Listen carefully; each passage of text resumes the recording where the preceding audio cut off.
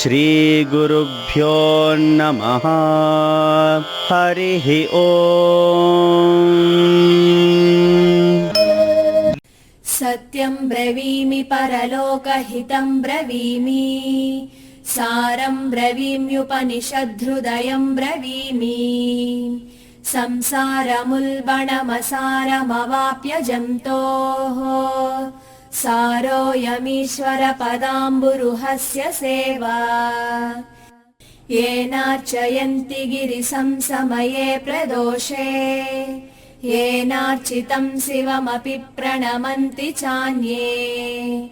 ये तत्कथां श्रुतिपुटैर्न पिबन्ति मूढास्ते, जन्म जन्मसु भवन्ति नरादरिद्राः।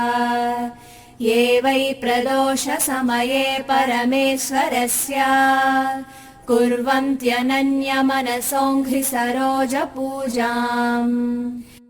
नित्यं प्रवृद्धधनधान्यकळत्रपुत्रसौभाग्यसम्पदधिकास्त इहैव लोके। कैलासशैलभुवने त्रिजगज्जनित्रीम्, गौरीं निवेश्य कनकाञ्चितरत्नपीठे। नृत्यं विधातुमभिवाञ्छति शूलपाणौ, देवाः प्रदोषसमयेऽनु भजन्ति सर्वे। वाग्देवी धृतवल्लकी शतमखो वेणुं दधत्पद्मजः, तालोन्निद्रकरो रमा भगवती गेयप्रयोगान्विता। विष्णुः सान्द्रमृदङ्गवादनपटुर्देवाः समन्ताः स्थिताः, सेवन्ते तमनुप्रदोषसमये देवं मृडानीपतिम्। गन्धर्वयक्षपतगोरगसिद्धसाध्यविद्याधरामरवराप्सरसां गणांश्च, येन्ये त्रिलोकनिलया सह भूतवर्गाः। प्राप्ते प्रदोषसमये हरपार्श्वसंस्थाः। अतः प्रदोषे शिव एक एव पूज्यो, धनान्ये हरिपद्मजाद्याः। तस्मिन् महेशे विधिने ज्यमाने, सर्वे प्रसीदन्ति सुराधिनाथाः। एष ते तनयः पूर्वजन्मनि ब्राह्मणोत्तमः, प्रतिग्रहैर्वयोनिन्येन दानाद्यैः सुकर्मभिः। अतो दारिद्र्यमापन्नः पुत्रस्ते द्विजभामिनी, तद्दोषपरिहारार्थं शरणां यातु शङ्करम्। जय देव जगन्नाथ जय शङ्कर शाश्वता, जय सर्वसुराध्यक्षा जय सर्वसुरार्चिता। जय सर्वगुणातीता जय सर्ववरप्रदा, जय नित्यनिराधारा जय विश्वम्भराव्यया। जय विश्वैकवन्द्येशा जय नागेन्द्रभूषणा, जय गौरीपते शम्भो जय चन्द्रार्धशेखरा। जय कोट्यर्कसङ्कासा जयानन्तगुणाश्रया, जय भद्रविरूपाक्षा जयाचिन्त्यनिरञ्जना।